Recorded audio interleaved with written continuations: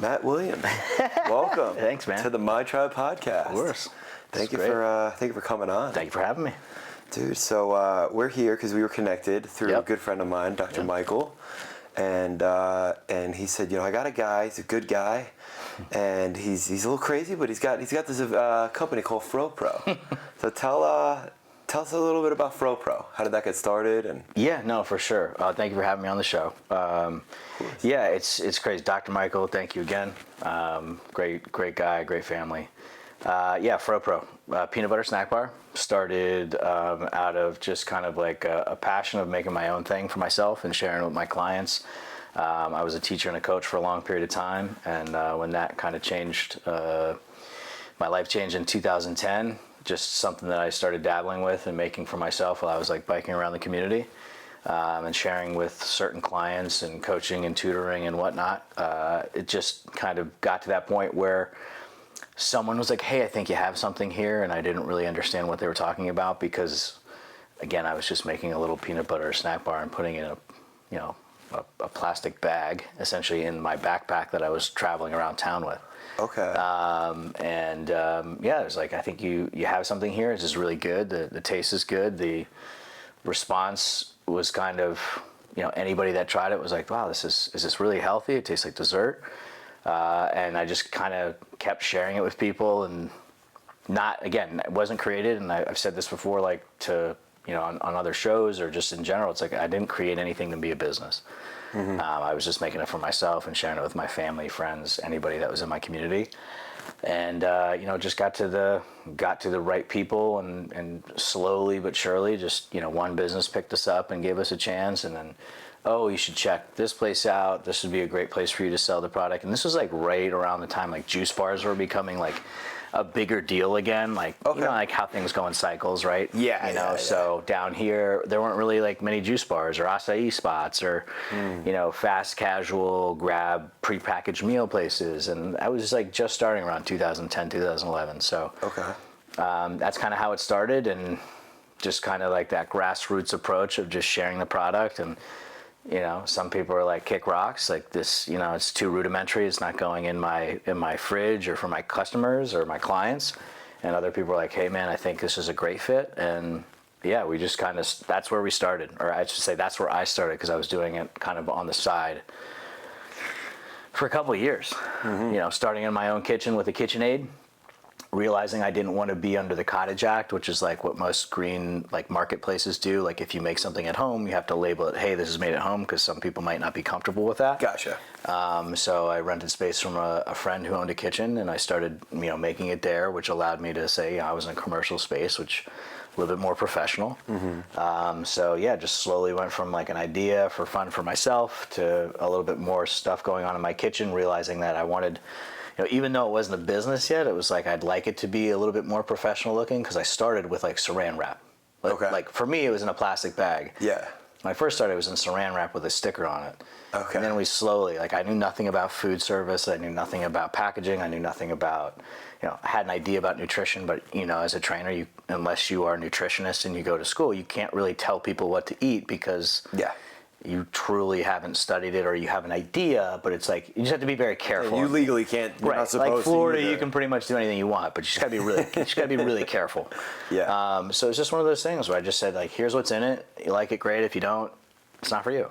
Okay. And you were doing this you do it at markets or you said the juice store? Well, right? That's the thing. And at the time, like I couldn't afford to go to the markets because you had to sign a commitment for essentially however long the market was, Gotcha. A couple months. And I didn't have the money at the time, so I would show up to 5Ks. I would show up to events that people offered, and I was like, hey, I don't have money for this. I can just give stuff away to people that show up, and when I run out, I run out. And that's kind of how I did it.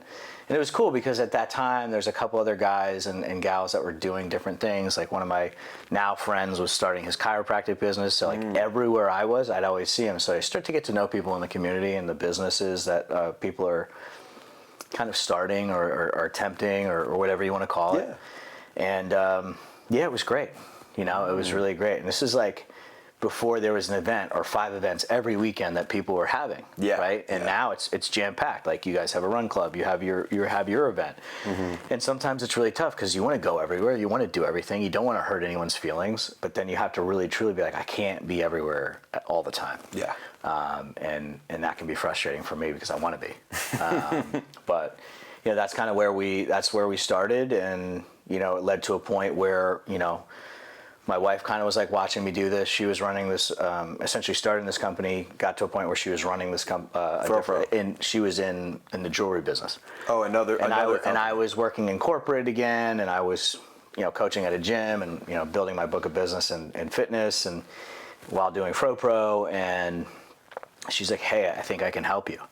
And like, what's really great about that is like a lot of things that she's really good at that like I don't do as well. Like we complement each other that way. Wow. And then it, again, I'm just trying to fly through this because I know we're going to touch on a lot of things. So it's like she became kind of like the controller and operator of everything. Like she can sit at a desk, she can, all those things. She's very organized. She knows just total logistics, everything going, flow.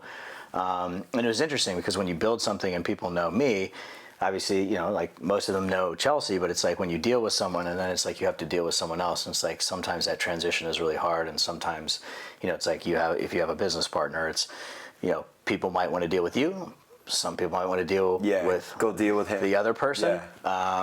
But it worked out really well, and it just was one of those things where it's like, I can do the shows, I can do the conversations, I can do the podcasts, I can do the demos. And she's really good at those things too, that she just doesn't prefer to do it because like, that's how we complement each other. So that's just kind of like how we grew it and how we built our team and people that came on board. And, we've had a lot of people come and go. And it's like, truly, it's like when you build a team, you want to make sure no one, like you've heard, I'm sure, no one cares as much as you.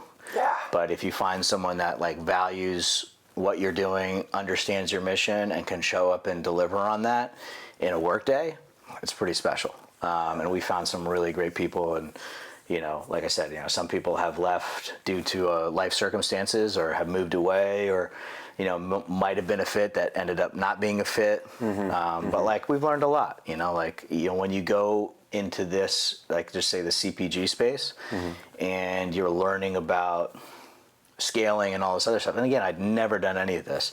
So it's like making something from a KitchenAid and then going to one that's like the size of me that could like rip my arm off. It's a learning experience, and machinery. And it's like, I never knew I'd be taking apart machines and trying to fix stuff, because if I don't learn how to do that, I have to call someone that charges just a whopping amount of money. Might as well lost that arm. And the leg. Literally to do something. So it's, you learn the process along the way. There's no skipping over the small stuff. There's no, someone else will take care of it. Like you can eventually teach somebody else. And like, that was the coolest part, I think, the process of working with someone else, learning what I learned, learning together, just how we've grown and how we've scaled a business from a KitchenAid to, a huge mixer, a huge machine that was made to make the product, and then a huge machine that was made to package the product, and then on the tail end, how that all works. So it's pretty crazy. Like, we've come a long way, and like we still have a very long way to go. And there's been a lot of really highs, a lot of lows. There's been a lot of sad, just like, man, like I didn't know this was going to be like this. There's days where I'm like, this is fucking awesome, and days where I'm like, fuck this, because it's, I think anybody that's an entrepreneur or is trying to do something, like, obviously you want everything to go well, and it's not realistic. And that comes down to like, what are my expectations, what are my demands of myself, of others. And at the end of the day, like, we have an amazing team, but even though I'm not involved in the day-to-day as much as I was now, because we made the decision to have a team and my wife lead the team and our director of operations lead a team, I still see everything that's going on. Okay. And at the end of the day, if something goes wrong, I'm going to take the responsibility for it, because it's something I started. And like, everybody else takes the responsibility, but like, at the end of the day, it's like, I feel like it's on me, and that's okay. The buck stops at you. And that's okay. Yeah, I don't want anybody to take heat. It's like, obviously there's been many interesting, challenging conversations over the years, and, when somebody that, I've known since they were middle school is now the director of operations of your company and tells you what to do. It's like, you got it. You're here on the day to day. What you say, I'm with. And then if I, same thing with like working with my wife, is like having that conversation, that flow. Like, I might not necessarily agree with what she's saying, but like, how do we communicate that effectively and say, like, hey, maybe we should try it this way, and like, let's just try and figure it out. It can be tough. Because like, I can't imagine, like, a lot of people, no, you don't like to be told what to do. No, right? Most people don't at all. Most people don't. Yeah. So it's one of those things where it's like, can we coexist, communicate effectively, take the feelings out of it, which is even harder, and just like say, like, hey, here's the deal, and for me too, it's like hard not to take things personal. It's, I always have struggled with like, I'm less than, I'm not doing enough. Like, is this right? Is this wrong? And I think anytime you're building a business or you're doing something like that, it's like, you gotta have to like roll with the punches, right? And just see, hey, if I made this decision, like, I can change it. And if I change it, maybe it's good for a while and then I have to change it again. Or maybe you change it and it sticks and you're like, this is a win. What's one of the hardest decisions you've had to make?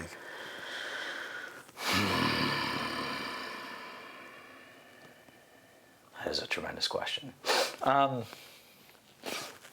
In the business, I think one of the hardest things is when you have somebody that you value and that they have a life and they have something going.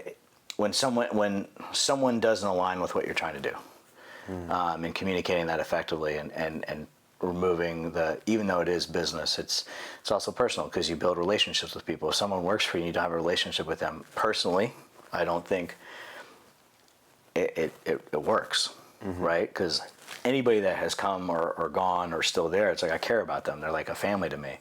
And people have been, I don't want to say scared, but like, people is like, well, I don't want. I'm like, you're never gonna hurt my feelings. If you have a better opportunity out there, go take it.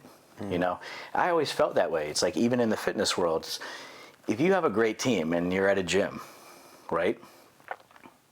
You would think, as a trainer and somebody that owns a gym, and you see a shining star, you want to keep them. But eventually you have to realize that they're probably going to want to open their own thing. They might be a competitor, but if they go do that, like, encourage that. Because how many times, if they're truly, like, the feeling of wanting to go do more, right? Like, just talking outside before we started this is, if you want to go do more, can you imagine if someone was like, you can't leave New York, you can't do blah, blah, blah, blah. You'd be A, resentful, B, miserable, and C, probably that person wouldn't be your life anymore. So I think it's really important to encourage that. So like, those are some of the harder decisions. But yeah, no, I mean, we've made a lot of decisions that were, I don't want to say anything was a failure, because we learned from that. And I know that sounds corny, but we learned from the things that didn't go well, and some of them are really expensive. That can linger, and you're like, wow, that was really an expensive mistake. And as the mentors of my life, they're like, yeah, it might be an expensive mistake now, but thank God you learned it now, because if you continue to scale this, add a couple other zeros to that mistake, then it's really expensive. Wow. Which I'm like, oh, okay. I guess that's true. Like, I think that the early on, like I said, I had no idea what I was doing, and we were on a couple shelves, and the Department of Health was like, who are you and why are you on this shelf? And we don't have any record of you other than this kitchen. And I was like, what? What other record do you need? I was like, what do you mean? And they're like, well, we need to do this, this, and this. And I was like, okay. They're like, and at this point, we're only on a couple shelves, like nothing retail. Yeah. I shouldn't say retail, but nothing like grocery stores that we're in now. Okay. We're in a couple like smoothie spots at this point, and they're like, either change this or pull your product off all the shelves. And at that time, I'm like, But I, had a conversation with the guy, and I'm like, hey, please understand. He's like, oh, okay, this is your first time, so just do this, this, and this. You have to pay this. And at the end of the day, it's yeah, everyone's looking for their piece of the cake. So we did all of it, and it was just, addressing it. It's when you kind of ignore or like, oh, that'll come around. It's like, in business, in my opinion, like, you can't wait on things. You have to get it done. Like, get it done, do the hard stuff, knock out the things that are uncomfortable. So even if it's something you don't know, ask somebody, be humble enough to be like, I don't know what I'm doing. And that's a lot of what this process has been for me, is like, brother, I don't know what I'm doing. Like, you know, like I'm learning. So I've learned a lot in the years. And I think it's like anything else. You have to try everything and anything for your business, and to understand it, like I said, like coming back to what I was saying, you have to learn the ins and outs of everything and be able to communicate that to a team so they understand the process too, so they don't skip over something that might be a tragic error or a mistake in the future, if that makes sense. Yeah, it does. So I don't know if I answered the question with the hardest thing, but I think the hardest thing is when you have a team, or you have to let go, or you have to have a tough conversation with somebody that you care about. Yeah. And it's like, hey, we either change this, or, you know, we have to part ways. You know, it's like some of those expensive mistakes. I didn't yell, I didn't scream, I said, that's on me. Buck stops with me. I possibly, even though I thought I might have communicated this when we were in training and all this other stuff, maybe it wasn't communicated clear enough. And things happen now. That's the other thing. You know, I'm not dealing with machines. I'm dealing with people operating machines. I'm dealing with other different ins and outs and personalities and life circumstances. And as I'm sure you know, you interacting with people at events, and, you know, especially if you provide a service and the service isn't up to what people feel is, you know, what is their level of perfect, you're going to hear about it. Yeah. And how do I respond to that? How do I tell someone, like, this is my blood, sweat, and tears and my heart and soul, and you're kind of shitting on it? Yeah. You know, do I want to yell at them? Do I want to tell them to fuck off? Or do I want to say, hey, I appreciate your feedback, and let me work on that? How do you depersonalize it? I don't think there's any depersonalizing. No. It's, you know, as I'm sure you know and will continue to know in your entrepreneurship journey, people, you know, give you unsolicited opinions and advice. Like, I will never tell someone what to do, because I don't like being told what to do. However, I need those people in my life, and I have those certain people. Okay. But in a business, when someone comes to you, it's like, man, I really don't like this. I don't like the coffee bar. Okay, well, what don't you like about it? And I'll ask questions. Well, I don't like it. Okay. That doesn't do me anything. Could you be a little bit more descriptive? What about it is not pleasing to you? Is it the taste? Is it the aftertaste? Is there something in it? Was it, you know, like, I say coffee because we used to do a grittier one where you could crunch. I like the crunch. Certain people like the crunch. Other people didn't like it. Get stuck in their teeth. So we worked on it, you know, and we figured out how to have a great taste without the crunch. Okay. You know, so it's like, you know, that's not going to please everybody. Yeah. But it's way better, and like the comments were less when it was a finely ground coffee powder versus like a chunky one. Yeah, so a lot more indifference, essentially. Right. So I think being able to take people's, I don't even call them criticism, being able to take people's solicited or unsolicited opinions or advice, and realizing, again, deep down in my core, I know that I was given this gift of doing this business, and regardless, like, people are like, dude, a refrigerated snack bar, that's fucking stupid. Like, what are you doing? It's South Florida, it's hot. Like, I've heard everything. What, you use honey, you kill bees? Why do you do that? Like, I have heard everything. And at the end of the day, it's like, I'm not going to be for everybody. I want to be. Yeah. I aim to be. But there, you know, I've had people be like, well, I hate peanut butter. Okay, well, we're not for you. You know, well, why don't you make another bar? Well, I've tried. It doesn't work as well as the peanut butter one does. Well, why don't you make it with this? I've done that too. And people will hit me with suggestions, and if I've done it, I'll share, like, well, I've tried that. Here's the result. Yeah. Oh, I guess I never thought of that. Why would you think of it? You're not in the peanut butter snack bar business. You know, it's like, someone came to you and it's just like, hey, here's what you need to do with your cold plunge in your event. You'd be like, cool. What experience do you have? Have you seen that done well? Yeah. Oh, well, I don't. I just think that. Okay. Well, why do you think that? Have you been to one of our events, or have you been to other events? I'm just, let me understand where your knowledge is coming from. You don't have any. You just thought of an idea, and I'll still take that and say, like, I appreciate that. Yeah. Thank you for your feedback. You know, and we've heard it all, man. I mean, we've been called certain things. It can be intense. Yeah. And like, don't get into business if, you know, and again, I'm sensitive, I'm admitting this, but like, if you don't develop a thick skin and you don't learn, and again, I'm not saying there haven't been times where I've like been upset and cried and like my wife's upset and we're like, what? And it's just like, you're dealing with people. You're dealing with people that, you know, are having a human experience. And like some days you're going to get a good response, hopefully all the time. And other days you're going to maybe catch the, you know, the back end of a hard day for somebody else and try not to take it as personal as like, you know, they might not mean it. Some might. Yeah. I heard you mention mentorship. Yeah. So what's that? How important is that to you? And what has that been like for you? Yeah, for me, you know, being a sober guy, taking suggestions and learning how to take suggestions from people about 14 and a half years ago were huge for me. Because like I said, I don't like to listen to people, you know. And I think if you're in business, having somebody that you can bounce ideas off of, several different people. Yeah.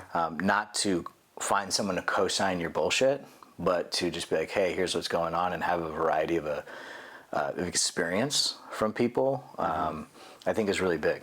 I think it's really productive, and I think that it's really helpful. You know, you can read a lot of books, right? There's a lot of self-help books. Like I've been to a couple of self-help things, and I'll never forget one of the guys always said, he's like, you know, he's like, if you're continuing, he's like, don't get me wrong, I'd love you to keep paying and coming to my events. He's like, but if you come to my event in January and in October you're back at another one of my events and you haven't done anything, stop coming. He's like, go and do it. You know, and how many people, I'm going to ask you this question. How many people have come to you and be like, oh man, I thought about doing an event like that. You know what? So many. Bro, you know, I thought about picking up and moving you know, out of here, but like, no, I couldn't. And then you hear people are in pain and you hear some excuses. You know, you had a near-death experience that you're like, holy shit, I got to get fucking moving. I'm a young guy. I mean, you're young. Yeah. You know, I say that not in an insulting way. But No, like no. I'm blessed to have. You're a young dude, and you got a lot to go. Yeah, I'm blessed to have time on my side. And it's like, how many people be like, oh, I used to make something like that. I'm like, oh, cool. How'd it go? They're like, well, it's hard work. I'm like, yeah. Is that the reason you stopped? Oh, and again, everybody has a reason. Oh, my kid, or my wife, or my husband, or my dad, or my mom, or this, and it's like. You know, if you read or you have these goals set up, and it's like, I love this office, right? You know, you have these things written down, and people can come in your life that may not understand what you're doing. Like your obsession of wanting to do something more and to be more. Not everybody has that, or if they do have it, it was fucking crushed by somebody in their life that probably meant a lot to them. Yeah. And you know, fortunately, like I mean. When I look at it, like my father worked for IBM his entire life. He loved it, truly. And when his time was up and he retired and like, you know, had a crazy awesome career and was able to support a family. And then like he enjoyed doing other things, but you know, within the year of him retiring, he got cancer and like he fought cancer and died. Wow. And it's like, did he truly live his best life? Yeah, he raised an amazing family. I'm one of 3 brothers. None of us work in corporate. Do you think that's because? I don't know. Everybody does their own thing. Yeah. You know, teaching, kind of a corporate entity, right? You know, like there's a system collegiate, structure. Yeah, university professor, you know, teacher, musician. Everybody kind of didn't do that. That, you know, and kind of went and did their own thing. And then, you know, all of us found a really strong, like, alpha woman that, you know, also has those dreams, desires, and goals. And, like, you know, all of the Williams men outkicked their coverage and found really awesome women to marry. Wow. You know, so, you know, my parents were awesome. And, like, those, it's just, you know, you never know, like, when you're going to, like, remember something that you heard, you know, from either parents or family. Or, and again, just tying back to that conversation, like some people may shit all over you for being like, dude, Pat, why would you fucking move to Florida, bro? What are you like 60? Everybody's like, dude, you moved to God's waiting ground. And I was like, yeah, you know how nice it is here? do you know how, like, other than like a couple months of unbearable heat, like how beautiful it is down here, and how like you can be outside every day, or you can go swimming in the ocean, you can go to a lake. There's a lot to do here. Yeah. It's a little crowded at this point, but yeah, sorry for a little bit our fault up on the northeast and it's that's coming okay. down. Dude, I'm a New Yorker, man. I came down here. I get it. It's beautiful. Yeah. Yeah. It's following your dream. What was the moment you knew you were on the path? It seems like you have like this calling to know that you're supposed to be doing FroPro. When did I know it? How did you know like you're doing the right thing? Like you're doing what you're meant to be doing? In the beginning of people suggesting I do something, I didn't for a little bit because I was afraid. Okay. And I was worried about what people would think. And really? Because I was just getting sober and I was still a little embarrassed, ashamed. Again, I still have these. I just did a Tony Robbins seminar, and there was still a little bit of me that feels like I'm not enough. Mm-hmm. Still. And still some parts of me that question,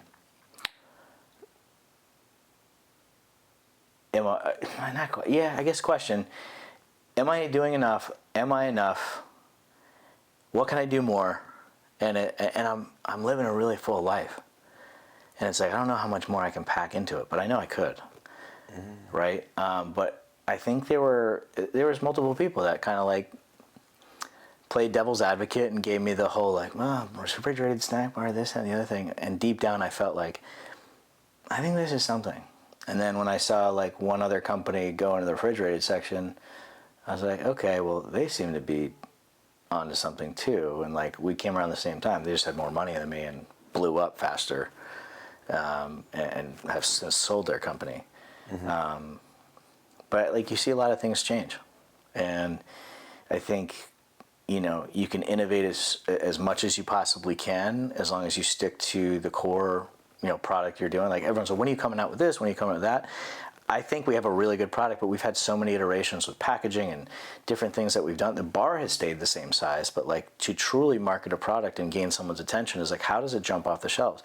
And it really doesn't, right? So it's like, you have to go out and test your product. Like if you hold an event, right, which you've held an event, you learn what works and what doesn't for some vendors, for other vendors, what people like, what they don't like, what you like, what you don't like about it. And as long as you stick to like the core, thought process of what you're trying to offer somebody and how you're trying to offer it and how you're trying to share it, if it aligns with you, it's going to feel good. And if it doesn't, you're like, why am I doing this? Like I've worked at a lot of different places. I've worked a lot of different jobs over my life.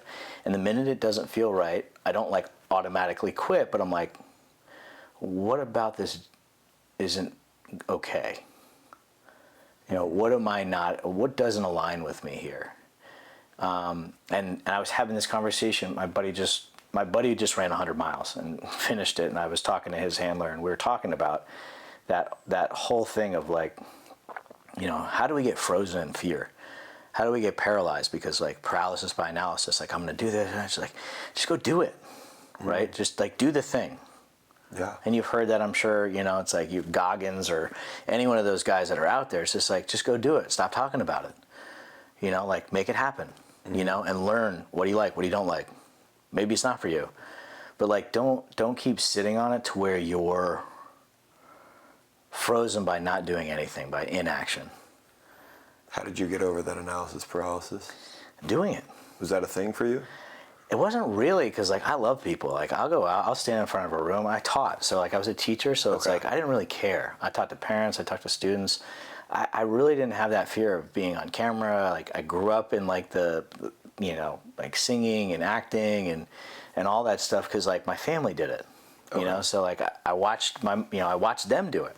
Mm-hmm. And I had that confidence of like, oh, I could do this too. Now, getting sober again, I was like, I can't. There's a lot of things I had to like remember and relearn. Like when I was like, I want to sing again and do this.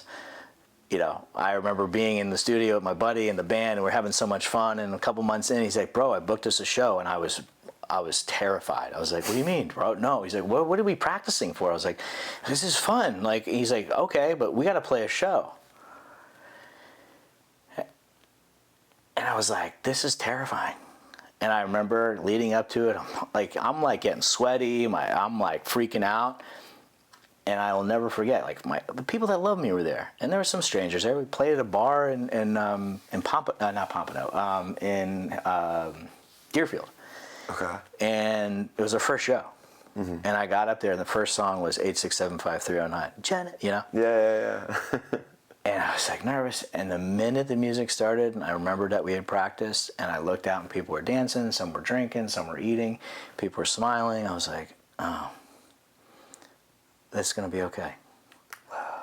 And I think, too, everybody's gone through something, right? Everybody's gone through something.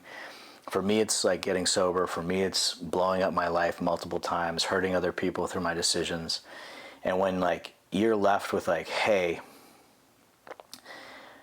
I can't drink or drug successfully, and I, at the time, didn't know any other way. I was like, I'd rather die and not be on this planet, until someone was like, hey, man, maybe you should try this program and this fellowship of people and try it this way, and suggested things. I think when you hit a bottom, a rock bottom, or some form of bottom, it could be emotionally, physically, financially, spiritually, familially, how do you ever say it? Yeah, that's... You learn. And you're like, if I can get through that, not on my own, but with something greater than myself driving the, whether universe, God, whatever people believe in, and other people that care about me, I can do fucking anything I want. And, within reason, like, Yeah. And like how, like, coming back to that analysis by paralysis thing, it's like, I have faith that I can do anything I want.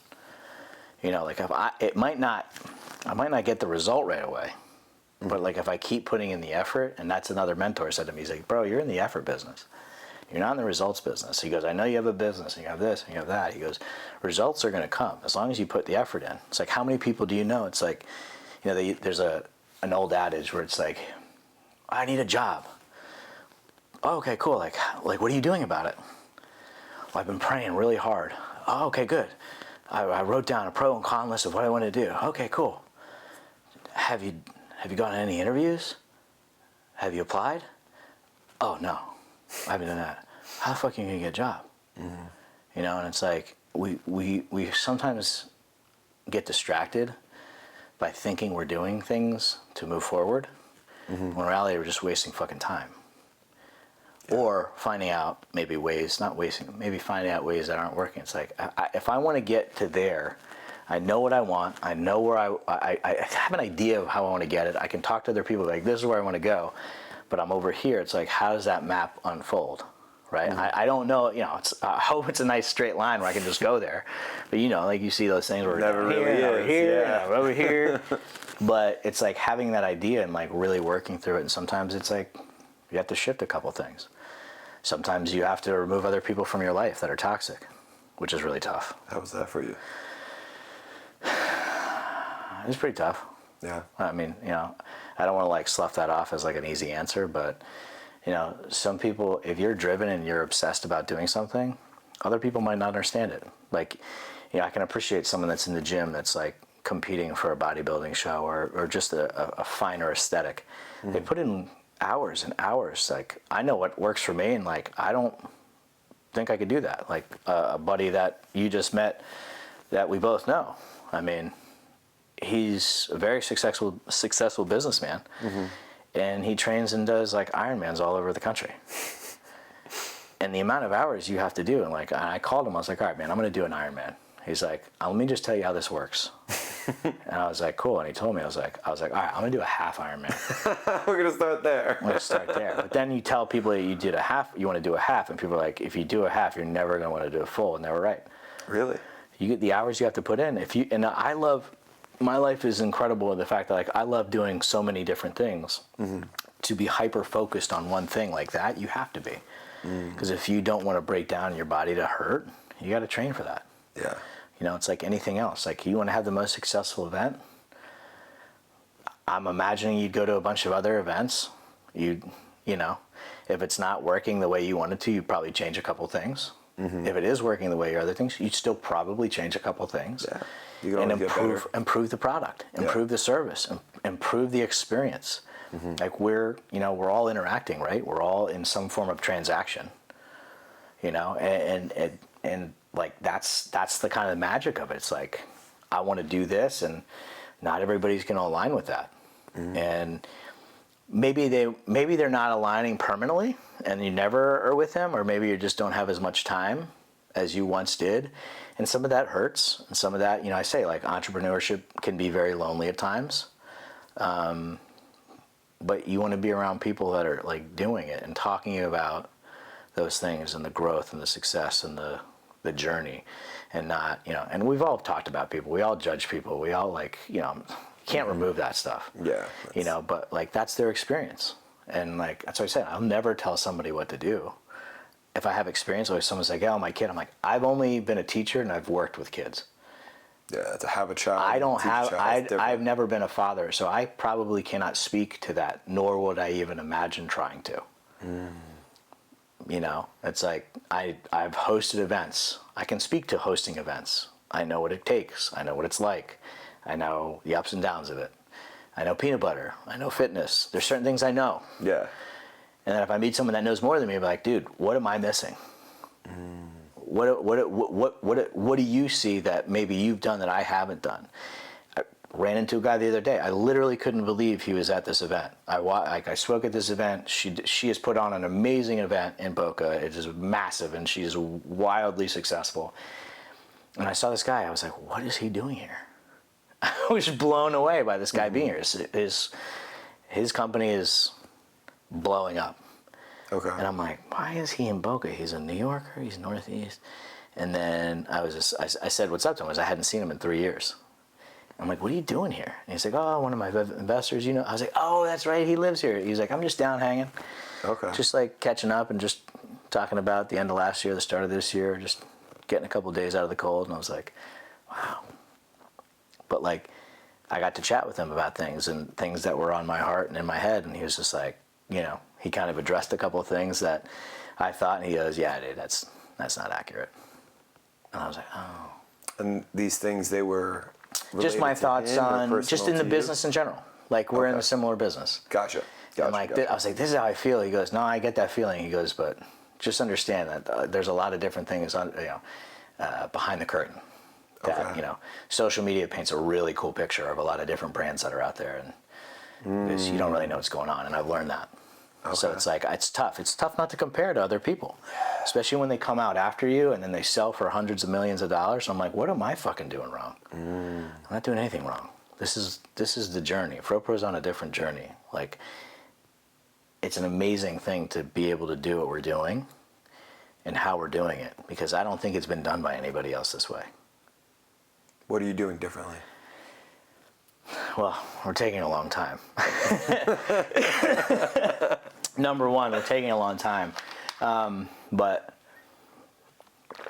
it's just a different. It's just a different message than any other company that I've heard of that's out there. Other than the beverage company, there's one beverage company that's in the sober space that has come out, but even they and the people behind it have had their struggles, like we all do.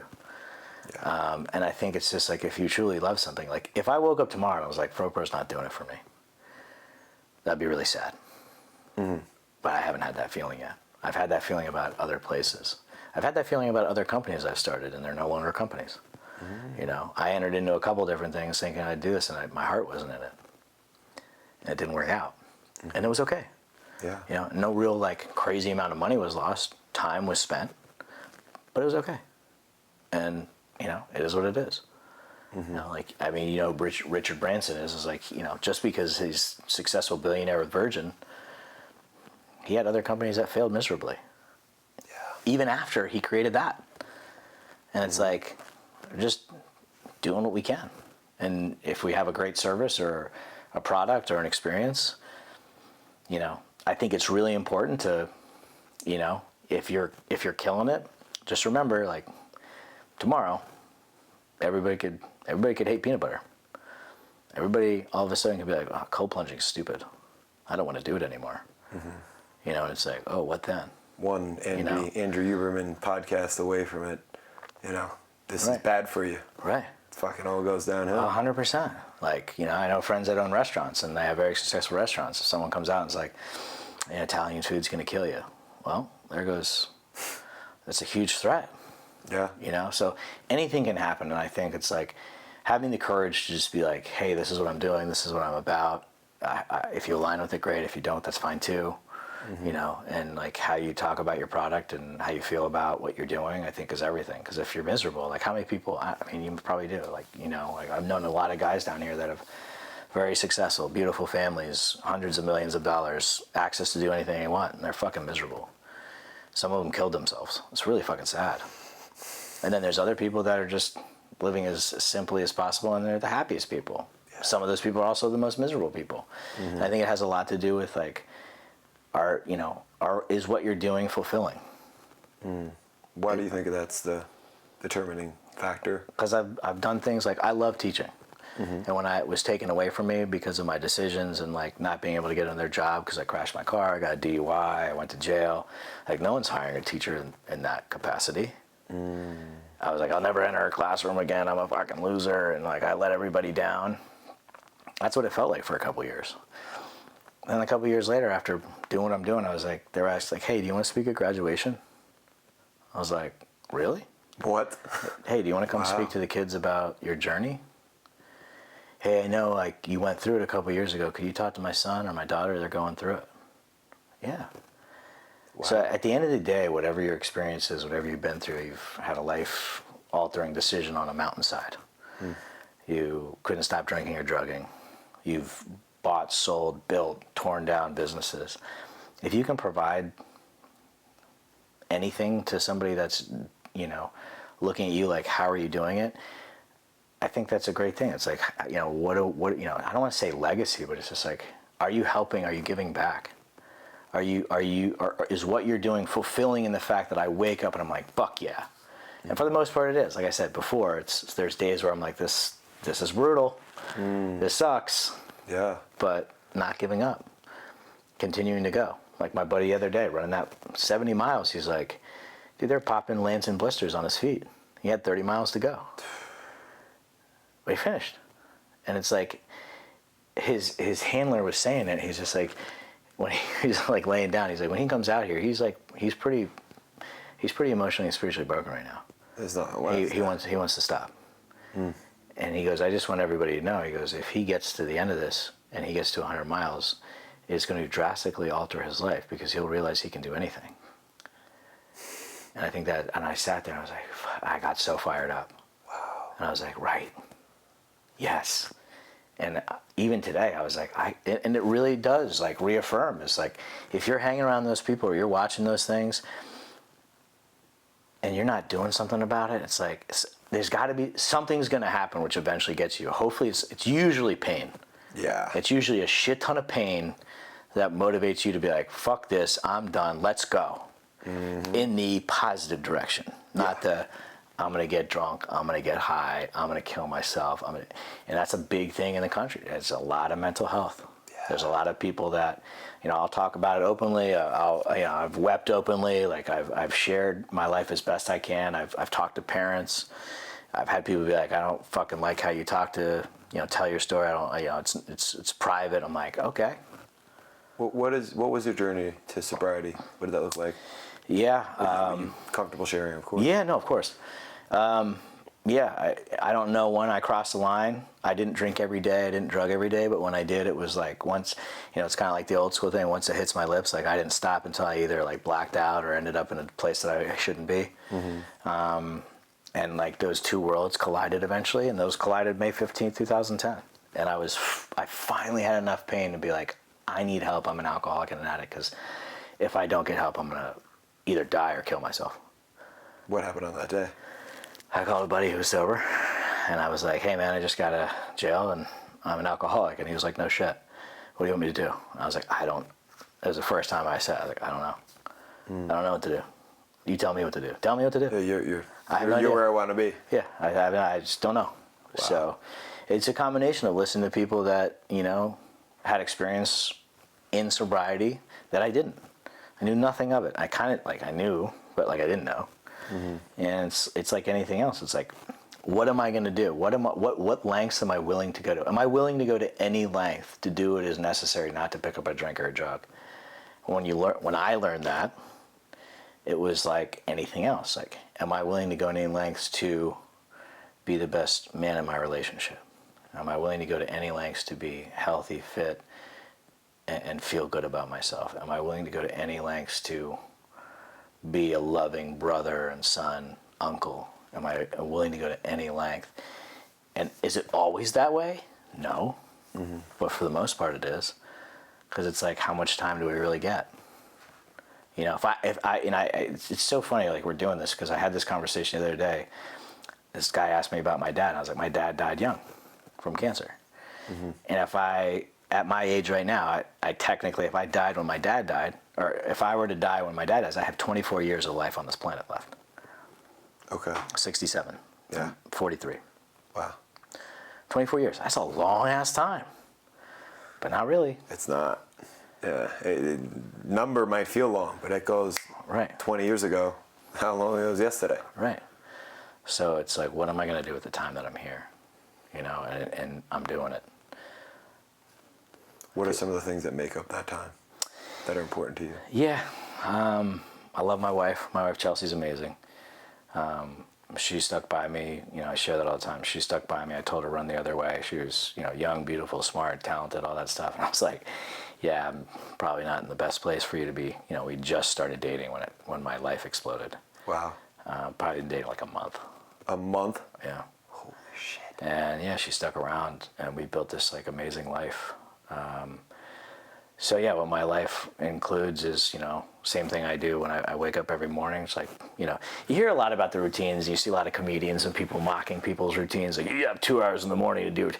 It's like, most people get to work, and it's like, you know, for the most part, every morning is some form of prayer, some form of journaling, some form of reading, and some form of movement. Prayer, journal, reading, movement. Yeah. In that order? Usually. Like, I always have a glass of water next to my bed. I drink that and I go downstairs. And I'm up at usually between 4 and 4:30. Mm-hmm. And then, again, sometimes the prayer is like I hit my knees and I say, thank you for another day. Some days it's a little bit longer. Mm-hmm. But between that process, it might be 20 minutes. And then I go hit some form of run, a movement, a workout, and then the day starts. Mm. And the day starts, it could be me going to a meeting for my sobriety, and then I work with people in the gym, interact with other people with phone calls and emails, and it's really important for me to have that part in the morning. Like I said, whether it's 5 minutes, 15 minutes, if it's an hour. I know people that, you know, meditate for an hour in the morning because they have the ability to. That's their timing. Mm-hmm. Mm-hmm. And I think it's really important. Like, if you want to change things in your life, like, what is going to be made the priority? If you need more sleep, great. You might not have a morning routine. If you're a night person, do it at night. But if you're not changing and you're a miserable fuck, which I can relate to because I was for so long, like, what are those priorities going to be? Like, rolling out of bed a little bit earlier? Mm-hmm. It might suck. It might be tough, but go to bed a little earlier. You know, it's like, what is that priority? And we talk a lot about like the people I've interviewed. It's like, what is the priority? Are you making yourself the fucking priority? Because for you to be able to pour into others, you got to be able to be like okay and like full yourself. You can't pour, as they say, from an empty cup, which is, again, another corny saying, but it's true. But it is true, though. You know, how are you, like, let me ask you, if you were to host an event and you knew this event was coming up, and again, I don't know what you do in your spare time in terms of like, you know, you work out and you're very fit, you know, good looking guy, but it's like, if you have an event at 8 a.m. on Saturday, mm-hmm. Are you raging Friday night up until 2 a.m.? Probably not. No shot. Not anymore. Because people are gonna show up. And listen, the only reason I say this is because I used to. Yeah. I used to be a director of a camp, and I was drinking until all night. Like, there was times I would literally shower and show up, and they'd be like, "You okay?" I'm like, "No, I'm not." No. We're doing it, though. Like, hey, we're going on this trip with the campers, and I had all these, you know, counselors that were working for me, and I'd be like, it was the coolest, not the coolest thing, but it's like, I needed to be in a one location, so in case anybody is like needs to like separates from the group, like, here's where Matt or the other director will be. Okay. Here's where you find them. And it was great. I was there, but I could just be like. Yeah, you weren't directly responsible, so to say. I was. But, yeah. You know what I'm saying? Yeah. And, like, I'm not proud to say that, but, like, I've been in that position where it's not a good place to be. you know, and like I know myself, and there's, you know, it's like where it becomes lonely. A lot of people eat dinner at 7 or 8. Yeah. You know, like my wife and I don't. We eat dinner at like 5:30, and then we go for a walk for the most part, because it makes us feel good, so we sleep well. You know, I like to be in bed by 8:30, 9 asleep by 9 the latest, because like I need a little bit of sleep. But you need that on the back end, Right. So you can. So when people are like, "Hey, get you your know, front certain end. things like, you know, like, hey man, we're going to celebrate somebody at dinner's at 8." I'm like, okay, I'll probably eat before and just go hang out. Yeah. But like that sometimes, you know, if you kind of buck the system where it's not aligned with how most people operate, you might not be invited anymore, which has happened. It's like if you're not invited, don't ask. Yeah. And if you're not told about it, don't ask. It's like those whole things of like, we live a different way. And that's okay. Yeah. I don't want to eat dinner at fucking 9 o'clock. No, that's not. It's not ideal. I was down at a wedding, I think 2 years ago in Miami, and we went out to dinner, and we were walking out of this whole like rehearsal dinner at like 10, and there were people sitting down to dinner at 10, and I was like, yeah, it's wild. I was like, good for them, but it's not for me. No, it's. And it's like, I think once you find out, and like, how old are you again? 31. Right, 43. Like, I think as you get older, and it's like how people give less and less of a fuck. You're always going to care. Yeah. But like, once you know it works for you, you're most likely not going to bend to accommodate somebody else because you know it works for you. Yeah, it's And not that's worth okay. it. It's not worth it. not. You can go out, like, I think I went out the other weekend. I was out till like 12, 1 o'clock, and it was like those extra 2-3 hours. Right. And I suffered for 8 hours on the Saturday morning. And I'm like, no, the trade-off isn't there. It really isn't. The fun or whatever fun wasn't there. Yeah. And the trade-off is terrible. Yeah.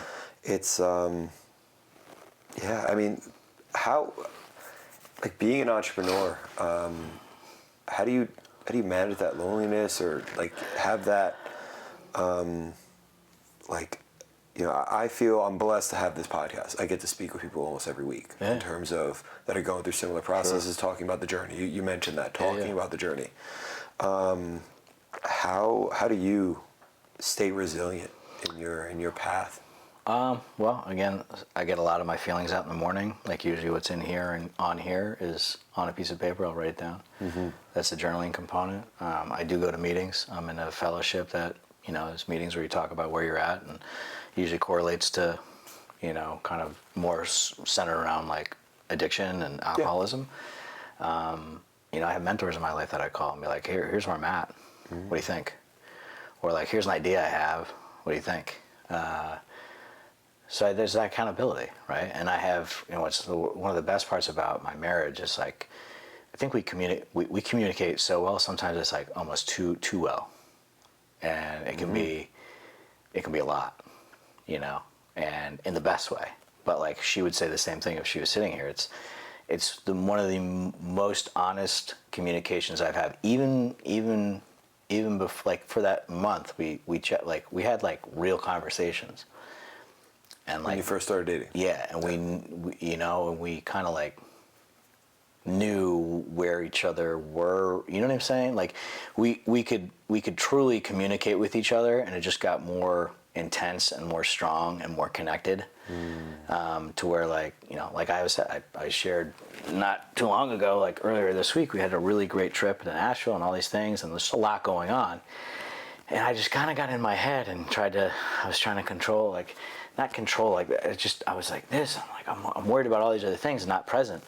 And she was, you know, basically was like, what the fuck is going on with you? And she goes, I don't know who's sitting across from me right now because I've never seen this. And quite honestly, you need to snap the fuck out of it. Wow. And I was like, and she's like, no, I love you, I care about you, but I don't know what this is. So you need to get like, I know you're trying to figure it out, and I'm here to talk about it, but like, I think there's stuff, like, you need to go get this out. And I was happening to go to somewhere that night to speak to a group of people. And I got it out. And wow. I didn't intentionally do it. I literally said a prayer and I just started speaking. And as I was speaking, I felt lighter and lighter and lighter. And I called a mentor after, and he goes, yeah. He goes, when I saw you earlier today, you were there, but you weren't there. Yeah, you're present, but you're right. physically there, Yep. but mentally somewhere else. And I was just like, he goes, yeah, you're probably tired, but you're probably trying to run the show, and that never works for you. It doesn't work for anyone, really. And I was like, man. So it's being okay with that, because I used to really beat myself up over that, like not doing things perfectly, and that, if you're an entrepreneur, that level of perfectionism, right? If you have like 12 things to do and you do 11 out of 12 of them right, rather than celebrate, let's go with 10 things, right? You do 9 out of 10 rather than celebrate the 90%, the A-. Yeah. You're focused on the one. That's like, why didn't I do that right? I'm a loser. I'm not enough. Why can't I get this right? What's wrong with me? That's what it's like for me. So it's like when I go down that road of why can't I figure this out? And even after talking about it, am I being really truthful about where I'm at? Is it, it's not, it's not family, it's not business, not this. It's like every time like you point your finger at something, there's 3 pointing back at you. It's like, I gotta take a look at myself. If I'm, in a state of dis-ease. Yeah. It's on me. Not being enough. Yeah. What's that been like for you? Fucking terrible. Yeah. I wasn't raised that way. That's the craziest thing. Like, I was encouraged to do anything. Music, sports, whatever. And somewhere along the line, I created this story. Both my brothers, very smart. Ivy League. Dad, same. Mom, the only one in her family to go to college. I created this narrative that I wasn't enough, and I hid in my alcoholism and addiction. Like, if I'm going to be good at something, it's going to be that. Which isn't a really good focus. Because, I was good at so many different things. Like, I could act, I could sing, I could play sports, I could run fast, I could climb trees, I could write well, I could do math. You know what I'm saying? Like, I could do all those things, but I wasn't like the MVP. You were good, not great. Yeah. I was just good at doing a lot of shit. Yeah. I feel like I'm good at doing a lot of shit now, like, in a better way. So when I say I'm not enough, and like when I just did this course at the end of last year, I can't point at a business. I can't point at this didn't go my way, or we didn't hit the sales that we wanted to here. I didn't sell this, or I didn't help that person enough. It's what's going on. So I have to take a look at it. It's like, am I doing all the things that are on my list that I need to be doing to be okay? Am I going to meetings? Am I praying? Am I journaling? Am I talking? Am I working out? Am I doing this? Am I inviting God in? Am I spending the time? Because there are times, right? Like, I used to have poor time management. I would do everything, but if we are where we are right now, and I was like, hey, we're going to be here till X time, I would plan the next thing for 15 minutes after, knowing full well this might run a little bit. It might run a little bit late. Yeah. And I still have 30 minutes to drive. And then it's like, well, let me do a better job. Let me say, well, I won't be available till X amount. I won't be available to this time. And give myself the grace that I don't have to do it all. And give myself the understanding that it's like, I really am doing the best that I can. And if I put the effort in, and I hate being late, right? And I 15 minutes early today. Right. Well, when I got off the exit, I was 40 minutes early, and I was like, I need to eat something because I know that I'm going to be thinking about food rather than being present. So I was like, let me do this, and it worked out. Yeah. And I got to see a buddy of mine at the restaurant, so it was great. Cool. So it's like that never enough feeling it's not there all the time. And it was stronger earlier on in sobriety. And it's just a work in progress. Like, do I think it's always going to be there? Yes, it's part of me.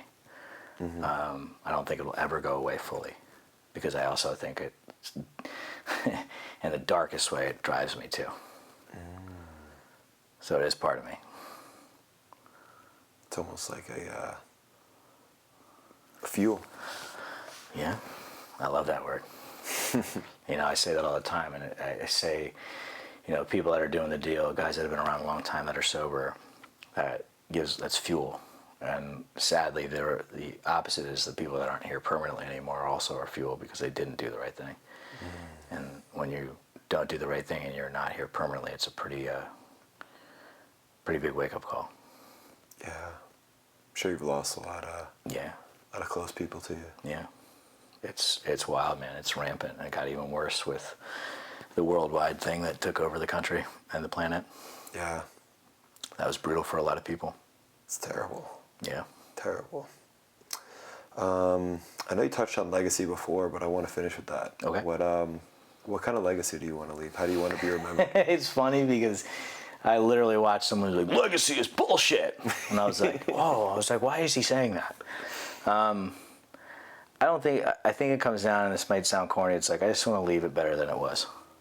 The experience, like if I can help somebody or if I can say something. And I used to really kind of reel in what I wanted to, there's certain things I don't talk about just because I don't want to have the conversation, or, it's not that I don't want to hear what other people have to say. Like, I know how certain people feel about certain things. So it's like, unless we're going to engage, I don't, in certain things for certain reasons, like, again, the whole politics or religion or anything like that. But like, I think, very outspoken about my sobriety. I wasn't for a while because I was embarrassed. And someone was like, dude, if someone has a problem with that, they can go fuck themselves. And if you can help one person, that's all that matters. And I like that. And I ran with that. Other people might not like that. And that's okay.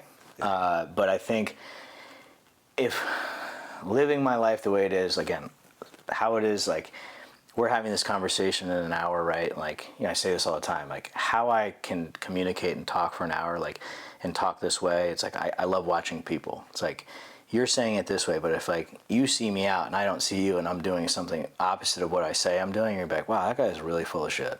And I get it. We all have human moments. We all have tough times.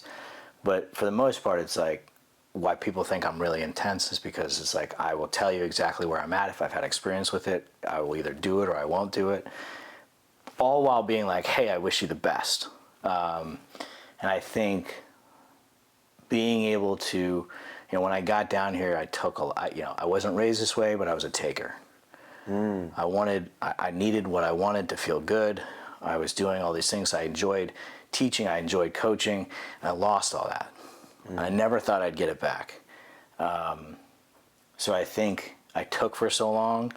I'm out of the woods and that, like, I don't think about a drink or a drug, but like, I want to do everything that I learned getting sober, like the principles of like honesty, hope, faith, all the principles that are involved in that, and practice them in all my affairs, in my marriage, in my relationships, in my business, in my, playing golf or whatever it is, doing a podcast, and like just be as real and authentic as I am, and leave that up to whatever, people like respond to it. Like, I know what I'm saying is to be true to me. But like I said, if I can help one person, if I can maybe have someone reach out and be like, hey man, like, what do you think about this? Or, the other day, this woman, she's like, I know you, you don't know me. My son is going through this. Can you help him? I'm like, I don't know. They said, you can give him my number. If he calls me, I'm here. If he doesn't, he doesn't. So I think that's a really powerful thing. And I think, we have a lot to offer, not only in what we want to do, but a lot of people out that are hurting, or families that are hurting. So whatever your experience is and whatever you're deciding to do, whatever business, whatever, whether you start a family or not, or, I think being an active part of the community is huge. I watched my dad do that. I watched my mom do that. And I think it's extremely important to be able to, if someone reaches out for help, to be there. Because I think there are a lot of people that are hurting out there, a lot of people that are struggling, with whatever. And I think if you can have a honest, open, and vulnerable conversation, or a podcast, or, exchange, and it helps someone, I think that's awesome. And not the filming yourself crying on TikTok or Instagram. It's okay if people want to do that, but like, truly being like, hey man, like, I've had people, I've shared this past week, like, I'm fine, I don't want to drink or drug, but like, I'm a little fucked up. Like, I got this going on. People are like, bro, I didn't know you got like that. I'm like, I'm a human, man. I'm like, we're all having an experience here. And like, there's days where I'm in it. I'm going through it. Yeah. Like everybody else. Yes. And also having the grace too to give people the space when they're going through that. And understanding you can give them space, but they might not want to talk to you about it, or they might want to talk to somebody else about it. But as long as they're talking to somebody or talking about what they're going through and working on it, like I want it's like the same thing. So I want everybody to be okay, because I know what it's like not to be okay. And like I think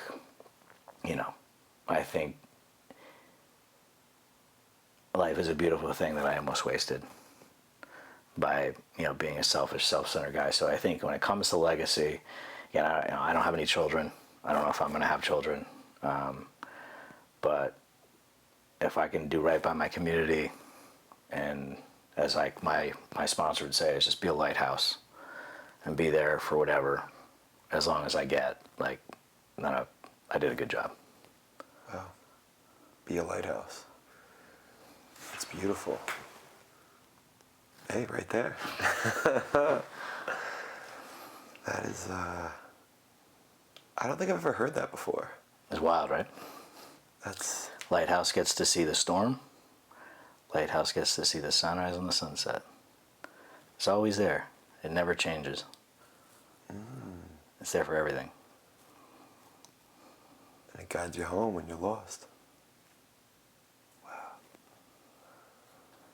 That's as powerful sentiment to end on as any. Tim knew what he was talking about.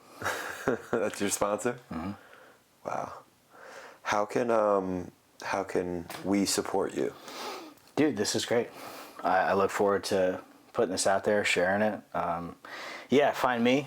I share this. People always think it's crazy. My cell phone is 914-772-6343. So if you need anything, you can always text or call me. Wow.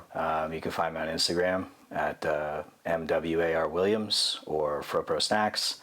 Facebook, it's generic Matt Williams. You might have to search, but if you search Boca, I'll probably come up. I don't think there's another Matt Williams in Boca. That's pretty much it. Instagram, Facebook, LinkedIn. Mm-hmm. If you're looking, if I can help or be of service, or someone that needs anything, I do a lot of like performance coaching stuff in the mental health and substance abuse space. Loved getting workouts in and group workouts and having fun, and if people are hosting something, I'm in if I can make it there and my schedule permits. I'm down. But yeah, no, man, I appreciate you having me on the show. Dude, it's been such a pleasure. Thanks, man. Thank you very much. Thank you.